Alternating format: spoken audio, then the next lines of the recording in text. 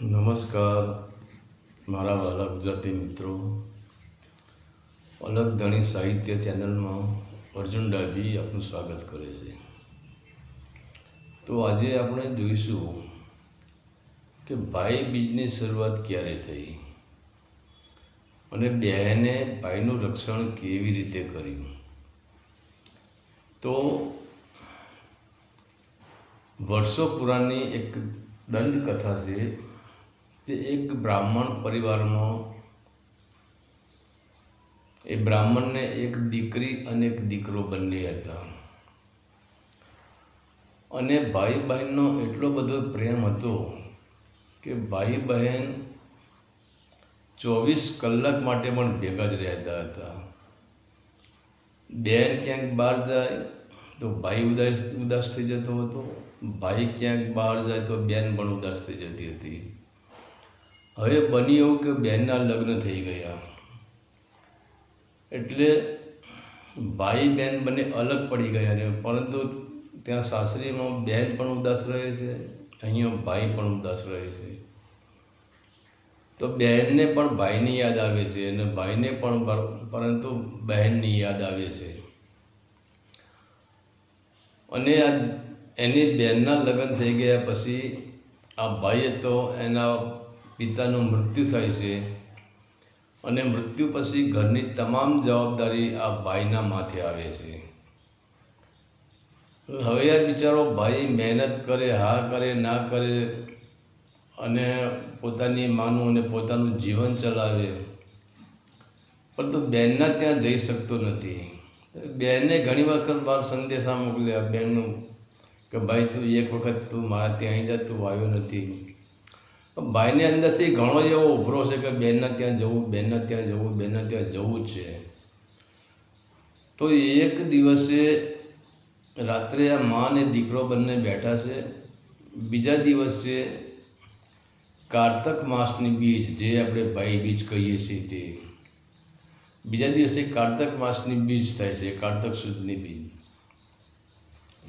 ત્યારે ભાઈ એ દિવસે નવરો હોય છે એટલે માને કહે છે કે માં, હું કાલે બહેનના ત્યાં જઈ આવું અને આને મારા 15 દિવસ પછી લગ્ન છે, પછી ટાઈમ મળે ના મળે પણ આમે બહેનના ત્યાં જઈ આવું, બધા સમાચાર એને આપી આવું. તો ભાઈ બહેનના ત્યાં જાય છે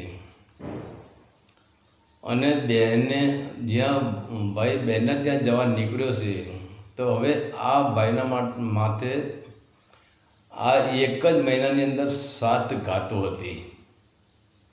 તો પહેલી ઘાત એની હતી કે પાણીમાં ડૂબી જવાનું.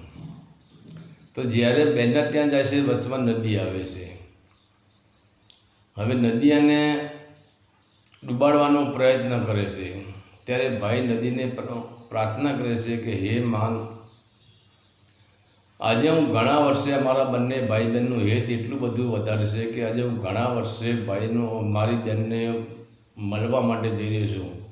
તો તારે મને જો ડૂબાડવો હોય તો હું જ્યારે વળતો આવું બહેનને મળીને પછી તું મને ડૂબાડજે, અત્યારે તું મને જવા દે. તો નદી ભાઈને જવા દે છે. ત્યાંથી આગળ જાય છે એટલે એક સાપ આવે છે અને સાપ ભાઈને ડંખ મારવા જાય છે. તેમ ભાઈ સાપને પ્રાર્થના કરે છે કે હે નાગ દેવતા, હું એક બ્રાહ્મણનો દીકરો છું અને મારું અને મારી બહેનનું હેત તો બંને, અમારા શરીર જુદા પણ જીવ જુદા નથી, એવું અમારું બંનેનું હેત છે. અને આજે હું ઘણા વર્ષે મારી બહેનને મળવા જાઉં છું, તો મારા પર તમે કૃપા કરો અને મને જવા દો. હું જ્યારે મારી બહેનને મળીને આવું ત્યારે વળતા તમે મને ડંખી દેજો. તો સાપ ત્યાંથી વિદાય થઈ જાય છે. આગળ જાય છે એટલે એક જંગલી વાઘ આવે છે અને આ વાઘ આ ભાઈને રોકે છે. ત્યારે વાઘને પણ ભાઈ આવી વિનંતી કરે છે એટલે વાઘ પણ ત્યાંથી જવા દે છે. હવે ભાઈ શેખ બહેનના ઘરે પહોંચી જાય છે અને જ્યારે ભાઈના દર્શન બહેન કરે છે તો બહેન ગાંડી થઈ જાય છે, ભાઈને ભેટી પડે છે, ભાઈને ચૂમી લે છે, ભાઈનું સ્વાગત કરે છે, ભાઈને કુમકુમનું તિલક કરે છે, ચોખા લગાડે છે, ભાઈની આરતી ઉતારે છે અને ભાઈ માટે મસ્ત સ્વાદિષ્ટ રસોઈ બનાવે છે. હવે ભાઈને બહેન બંને જમે છે. 2-3 દિવસ ભાઈ ત્યાં રોકાણો જ છે અને જ્યારે પછી ભાઈએ વિદાય માગી કે બેન હવે 2-3 દિવસ થઈ ગયા, હવે ઘરે બા એકલા છે એટલે મારે ઘરે જવું પડે, ત્યારે બહેને કહે કે કોઈ વાંધો નહીં ભાઈ, તું પ્રેમથી વિદાય લે. પરંતુ બેનને વિચાર થયો કે રસ્તો લાંબો છે તો રસ્તામાં ભાઈના માટે કંઈક ભાથું બનાવી દઉં. તો પછી બેને વિચાર કર્યો કે બીજું બધું બનાવે કે થોડો લાડુ બનાવી દઉં, લાડુ બનાવીને ભાઈને આપી દઉં, રસ્તામાં એને ખાવા થાય. તો જ્યારે લાડુ ઘઉંના બને એટલે બેને ઘઉંને ભેળવા પડે ઘંટીમાં, પણ જ્યારે ઘંટીમાં ઘઉં ભેળવા તો બેનને પણ ખબર નથી બિચારીને. અને ઘંટીનું જે મૂઢિયું આવે એ મૂઢિયાના અંદર એક સાપ પડી રહેલો હતો, નાનો અમથો સાપ પડી રહ્યો છે, ઝેરીલો સાપ. બેનને પણ આ ખબર નથી અને બેને સાપ ઉપર ઘઉં નાખી દીધા અને ઘંટી ઘુમાવવાનું ચાલુ કર્યું. અને એમાંથી જે લોટ બનાવ્યો, જે ભેળણ બનાવ્યું, એના બેને લાડુ બનાવ્યા. એમાં બેને 7 લાડુ બનાવ્યા. એમાં 5 લાડુ એને ભાઈને પોટલી બાંધી આપી છે અને 2 લાડુ ઘરે રહેવા દીધા છે. ભાઈએ બેન પાસેથી વિદાય માગી છે. ભાઈ ત્યાંથી બેનના ઘરથી રવાના થઈ ગયો છે પોતાના ઘર બાજુ જવા. હવે આ બાજુ બની ગયું કે ભાઈએ તો વિદાય લઈ લીધી, પરંતુ બેનના જે 2 દીકરા હતા એ દીકરા રમતા રમતા આવ્યા એટલે એમને કીધું કે બા મામા તો બેટા ભાઈ આવી ગયા, પણ કે મેં મામા માટે લાડવા બનાવ્યો છે, તું ખા. તો જેવી પેલી બેન ડબ્બામાંથી લાડવો ખોલીને જુએ છે તો લાડવાનો રંગ લીલા કલરનો થઈ ગયેલો હતો. એટલે બેને વિચાર કર્યો કે લાડવાનો રંગ લીલા કલરનો કેમ થઈ ગયો. તો બેને લાડવાનું નિરીક્ષણ કર્યું કે જોયું કે લાડવામાં ઝેર છે. તો લાડવામાં ઝેર આવ્યું ક્યાંથી? ત્યારે બેને ઘંટીમાં જોયું તો ઘંટીમાં એક ઝેરીલો સાપ કચડાઈ ગયેલો હતો અને જે સાપનું ઝેર એ લોટમાં આવી ગયેલું હતું. તો બેને વિચાર કે હવે મારા ભાઈનું શું? તો બેન ત્યાંથી દોડે છે અને ભાઈ પણ ચાલતા ચાલતા થોડો થાક લાગે છે એટલે એક ઝાડ નીચે આરામ કરે છે. અને ત્યાં જ બેન ભાઈ પાસે પહોંચી જાય છે. તો ભાઈ બેનને જોઈને કહે છે કે બેન તું અત્યારે કેમ મારી પાસે? ત્યારે બેને બધી વાત કરી કે ભાઈ કે મેં તને જે 5 લાડુ આપ્યા તે લાડુ ક્યાં ગયા? તે ખાધા તો નથી ને? કે ના બેન મેં ખાધા નથી. તો ક્યાં ક્યાં? તો કે ઝાડની ડાળીએ ટીંગાડ્યા છે. અહીંયાથી બેન એ લાડુ નીચે ઉતારે છે અને એને ભાઈને બતાવે કે જો ભાઈ આ લાડુમાં આવું બન્યું હતું, સાપનું ઝેર લાડુમાં આવી ગયું છે, એટલે જો લાડુ બધા લીલા કલરના થઈ ગયા છે. એ લાડુ ત્યાં જમીનમાં ખાડો ગોદીને બેન દાટી દેશે. ત્યાં પછી બેનને તરસ લાગે છે એટલે કે ભાઈ મને તરસ લાગી છે. તો ભાઈ કહે બેન તું બેસ, હું તારા માટે પાણી લઈને આવું છું. પણ બેન કહે કે ભાઈ તું બેસ, તું થાકેલો છું, બાજુમાં જ સરોવર છે ત્યાંથી હું પાણી લઈ પીને જલ્દી તારા માટે પાણી, હું પણ પાણી પીતી આવું અને તારા માટે પણ પાણી લેતી આવું. જ્યાં આ બેન સરોવરના કિનારે જાય છે, તળાવના કિનારે જાય છે, ત્યાં એક વૃદ્ધ ડોશીમાં બેઠા હોય છે.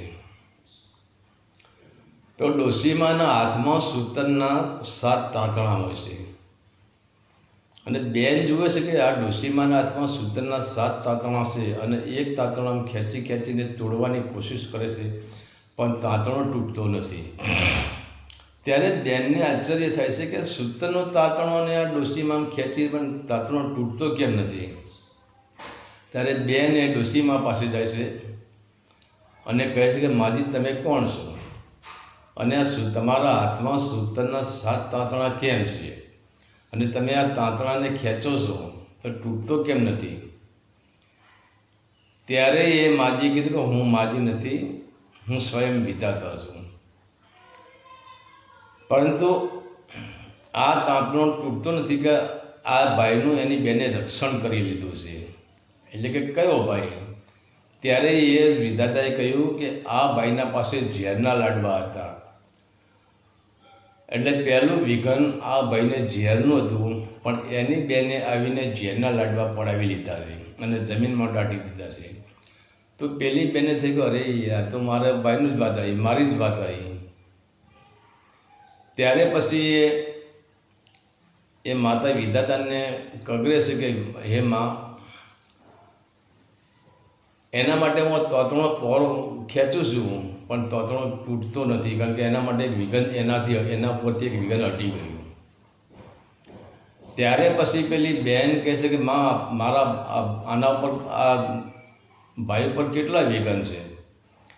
ત્યારે વિધાતા કહે છે કે હજુ તો આની પાસે એક નાગનું વિઘન છે, વાઘનું વિઘન છે, એક નાગનું વિઘ્ન છે, એક પાણીનું વિઘન છે, અને થોડા જ પછી આના લગ્ન થવાના છે.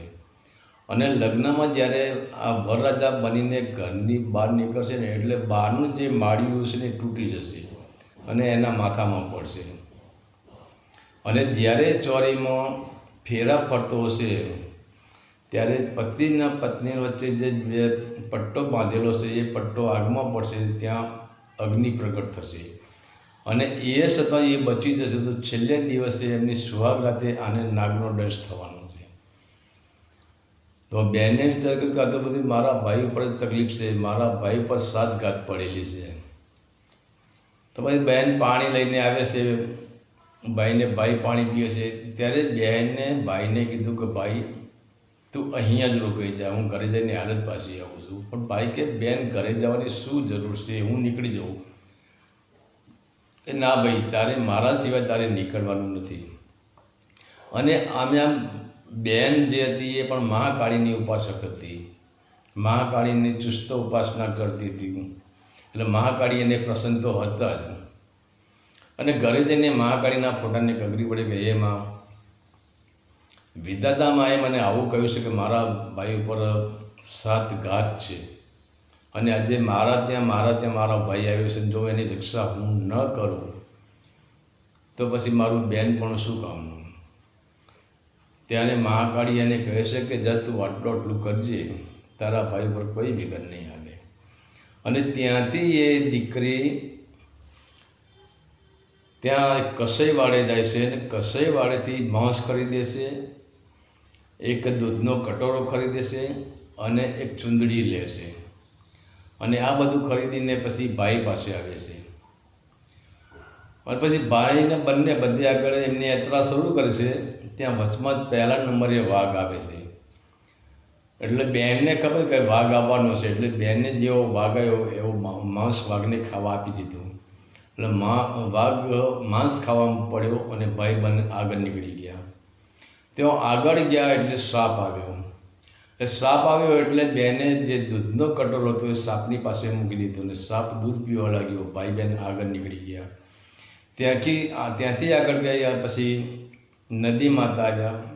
એટલે બેને નદી માતાને પ્રાર્થના કરી, અને જે ચૂંદડી લાવ્યા હતા એ નદી માતાને ચૂંદડી અર્પણ કરી દીધી. એટલે નદી માતા પણ ખુશ થઈ ગયા, અને ભાઈ બંને આગળ નીકળી ગયા.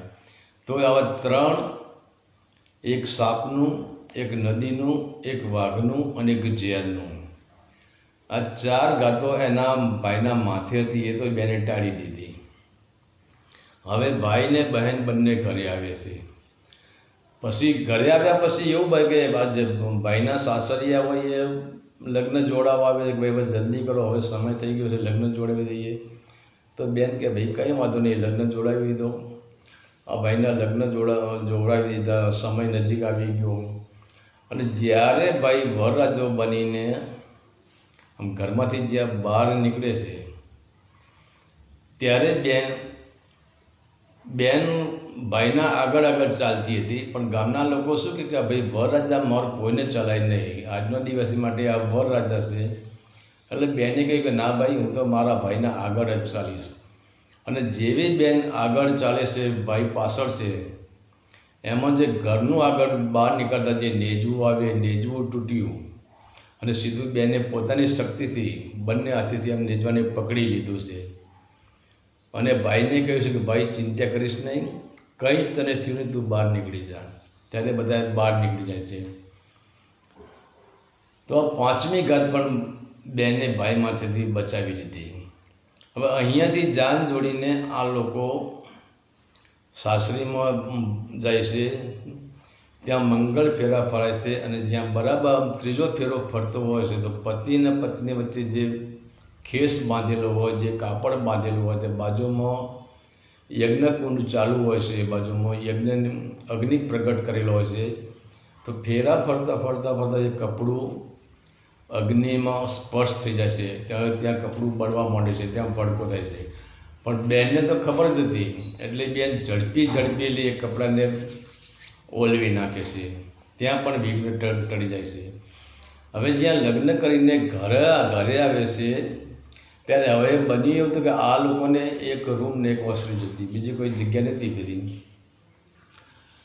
તો પછી ભાઈ અને એની પત્ની ઘરમાં સૂવે છે. ત્યારે બેને હઠ લીધી કે મારે પણ ભાઈને મારી ભાભીની પાસે મારે ઘરમાં સૂઈ જવું છે. તો લોકો કહે છે અરે ગાંડી, ભાઈને ભાભી પાસે તારે ઘરમાં સૂવાય જ નહીં, કે ના મારે ઘરમાં સૂઈ જવું છે. તો બધાએ વિચાર કર્યો એક કામ કરો, આડું આપણે એક પડદો બાંધી દઈએ. પડદા પેલી બાજુ એના ભાઈને ભાભી સૂઈ જાય, આ બાજુ એની બેન સૂઈ જાય. તો પછી એક ઘરના બે ભાગ પાડે છે પડદો બાંધીને. તો પડદાના પાછળ એના ભાઈ અને એની ભાભી બંને સૂઈ ગયા છે. પડદાની આ બાજુ એની બેન જાગી રહી છે. હવે બેન જાગી રહી છે કે એ મહાકાળીની સ્મરણ જ કરતી હોય છે. જાગતા એ સૂઈ ગઈ નથી, મહાકાળીને સ્મરણ કરે છે, શેષનાગને સ્મરણ કરે છે કે હે મહાકાળી, હું તારી ઉપાસક છું. આજે મારી દૃષ્ટિ તારા ઉપર છે. તું ગમે તે કરીને મારા ભાઈનો આજે જે છેલ્લી ઘાત છે સર્પદંશ થવાની, એમાં તું બચાવી લે. ત્યાં બેનના અંદર એક અવાજ આવે છે કે તું એક કામ કર, તું દૂધનો કટોરો લઈ જા અને દૂધના કટોરાની અંદર તું કેસર નાખી દે, કેસરના વારા નાખી દે. તો બેને દૂધના અંદર કેસરના વારા નાખીને દૂધનો કટોરો ભરીને દૂધ રાખે છે.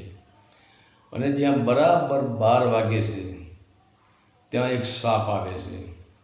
અને સાપ આવે છે તો ભાઈને ડંખ મારવાનો, પરંતુ સાપની દૃષ્ટિ બેન ઉપર પડે છે. બેન સાપને નમસ્કાર કરે છે અને કટોરો આમ ધરે છે. એટલે સાપને દૂધ જોઈને સાપ કટોરામાં દૂધ પીવે છે. પણ દૂધમાં એટલું બધું મીઠું દૂધ હતું કે અંદર કેસર નાખેલું દૂધ હતું. તો સાપને પણ દૂધ પીવાની મજા આવી જાય છે. હવે બન્યું એવું કે સાપ 12 વાગ્યાનું મૃત્યુ હતું અને આપણે જો કે 12 વાગ્યા પછી દિવસ બદલાઈ જાય. તો 12 વાગ્યા 12:15 થઈ ગયા. એટલે સાપને એ દૂધની મસ્તીમાં સાપ ભૂલી જ ગયો કે આને ડંખ મારવાનો છે. પણ 12:15 થઈ ગયા એટલે સાપને યાદ આવ્યું. તો સાપને વાચા ફૂટી કે હે દીકરી, તારા દૂધના કટોરામાં હું પાગલ થઈ ગયો હતો અને તારું દૂધ એટલું બધું સ્વાદિષ્ટ હતું કે મને ખ્યાલ જ ના રહ્યો કે હું કયા કામથી આવ્યો છું, મારે આને ડંખ મારવાનો છે. ત્યારે એ દીકરી કહી કે હે પ્રભુ, હે મહારાજ, હે શેષનાગ, તમે વિચાર તો કરો, તમારે ડંખ મારવાનો હતો 12 વાગે અને હવે તમે જુઓ 12:15 12:30 થઈ ગયા છે. એટલે તમારું આખું ચોઘડિયું બદલાઈ ગયું છે, તમારો આખો સમય બદલાઈ ગયો છે અને તમારો આખો દિવસ પણ બદલાઈ ગયો છે, તમારો વાર પણ બદલાઈ ગયો છે, તમારી તિથિ પણ બદલાઈ ગઈ છે. તો હવે તમે ભાઈને ડંખ મારી શકો નથી. તો સાપ ત્યાંથી પાછો જતો રહેશે અને કહેવાય છે કે આ ભાઈ બહેનનું જ્યારે હેત હતું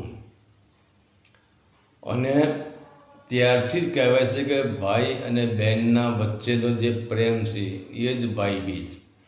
અને આજે પણ ભાઈ પોતાની બહેનના ઘરે જાય છે, બેન ભાઈને કુમકુમ તિલક કરે છે, ચોખા લગાવે છે, ભાઈની આરતી ઉતારે છે અને ભાઈને આશીર્વાદ પણ આપે છે. તો ભાઈ અને બંનેના આપણા હિન્દુ સમાજમાં 2 નિયમ બે ધર્મ છે. પહેલાં તો રક્ષાબંધન અને બીજું આ ભાઈબીજ. હવે આપણે આગળ જોઈએ તો ભાઈ બહેનનો બીજો ઇતિહાસ પણ પડેલો છે, પણ એ ઇતિહાસ બહુ લાંબો છે. સમય આવે આપણે કોઈ દિવસ વાત કરશું. તો આ હતું ભાઈબીજનું રહસ્ય.